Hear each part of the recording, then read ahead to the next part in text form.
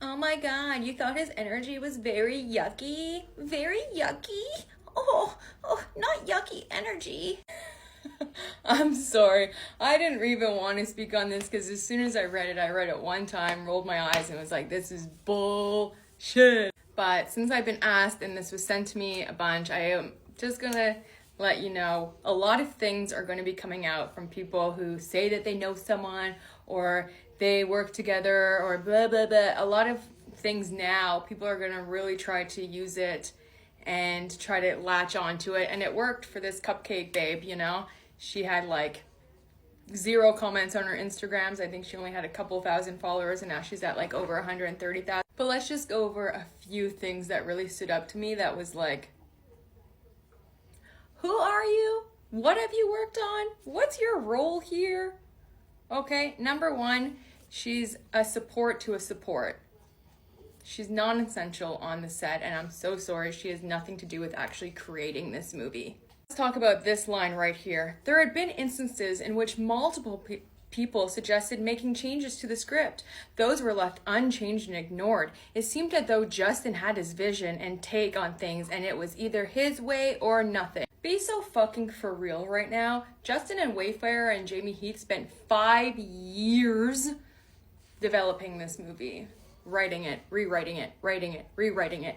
Of course, when you're on set, all ideas are welcome. You listen to the actors, you listen to the creators, and then you pick and choose where you want to change anything, if you want to change anything at all. Do you know what would happen if you were on set and you listened to all of the actors and you took everyone's opinions and all their changes and what they wanted to do?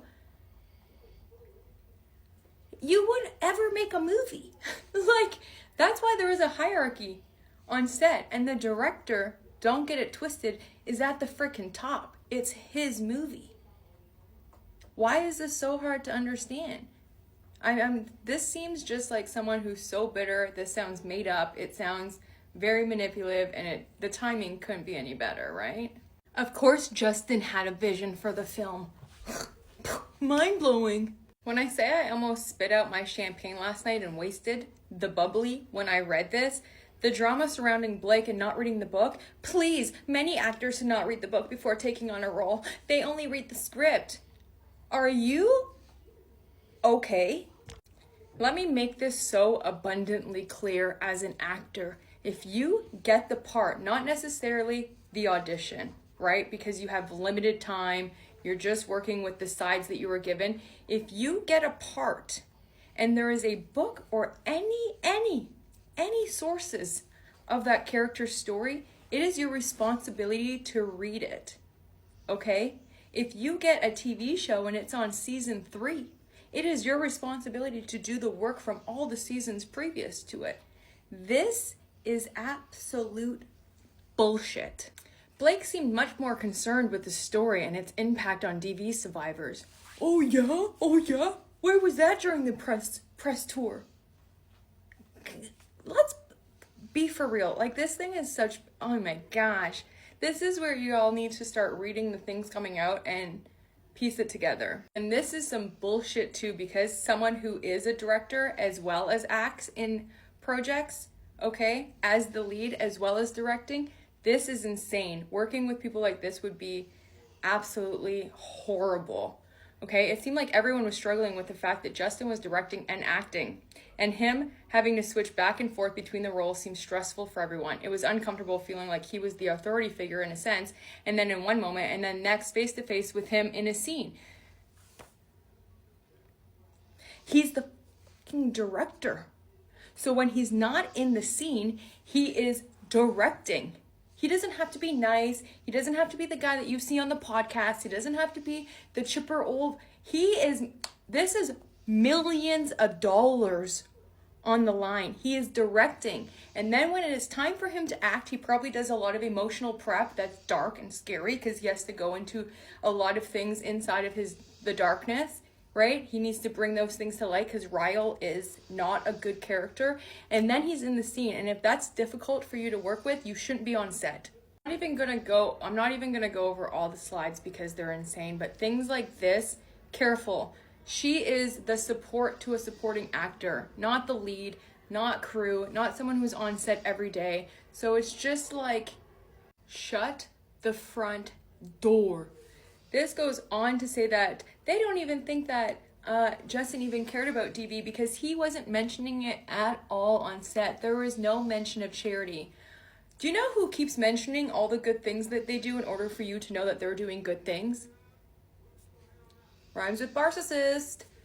Hello? He already put in the contract with Sony that 1% of the profit was going to go to a DV organization for the DV survivors. He doesn't have to every day then go tell everyone on the set, especially a person who's non-essential, all the good things that he's doing with the movie and how it's going to support DV. That's already been done. It's already in the contract. And as soon as I read this, I knew they had no idea what they were freaking talking about, because one Google search, girl, It Ends With Us was written in 2016. Justin required the rights in 2019. It didn't actually blow up on TikTok until about 2021, 2022. It was already in motion, babe. Like, this is all nuts. Now, I've also been tagged a lot in this article that came out in the Daily Mail about the intimacy coordinator spoke up. Ooh, the intimacy coordinator, Hollywood intimacy coordinator speaks out on that Blake Lively and Justin Baldwin video from It Ends With Us set. Reading this, you would think she was the intimacy coordinator on set, but think again, she's just an intimacy coordinator. She wasn't on this set. And considering 95% of the world, unless you're in film, didn't even know what an intimacy coordinator was until Blake started calling out for it. Oh, there was no intimacy coordinator. This girl wants work. Hello. Of course she's going to come out and say an intimacy coordinator should have been there. Of course she's going to be on Blake's side. She wants to work. She wants to be on every set. She has money in the game. Hello. So just remember, when all of these things are coming out, to do your own research, do your own critical thinking, trust your instincts, follow facts, follow the truth. A lot of people are going to be coming out of the woodworks now, right? A lot of people, oh, I know this person and this person, this person. Oh, well, I did this on this set. Or, you know, even me when I'm talking about acting, like, you don't have to listen to everything that I'm saying. Do you know what I mean? Like, but I'm not saying it because I have millions on the line, and I'm not saying it because, you know what I mean? Just try to, you know, really, really, really break it down as to like who's saying it, why they're saying it, and what kind of skin they have in the game. And even when it comes to intimacy coordinators, acting is kind of like athletes, right? You train and you train and you train. But then when you get in the arena, when you get in the court or on the court, that gameplay, depending on what's happening in real time, you know, athletes have to be dropped in present moment. Same thing with acting. You can coordinate the scene so many times. You can have exactly how the scene's supposed to go, every piece of intimacy, for example. But then when you are dropped in and in that present moment, you need to have room for improv. You need to be open to what's going to come in your exploration of it. You just need to, because you're supposed to be present. If every single look, if every single touch, if every single flirt, if every single thing was choreographed to the point and you were never able to go past that or explore further, nobody would be watching movies. Okay? Like, we're human and we're experiencing a real human experience through the character and what they're experiencing for the first time. And now this is just the intimacy coordinator that came out and did that interview. Mia Schachter. I'm a writer and an artist. I teach consent, and I'm an intimacy coordinator for TV, film, and theater, but I'd say primarily a writer. I'm a pet mom, pet parent to 3 cats and a dog. I'm a millennial. I've been feeling like a stereotypical millennial lately as like a non-binary, polyamorous, bisexual, gluten-intolerant, multi-hyphenate artist, you know?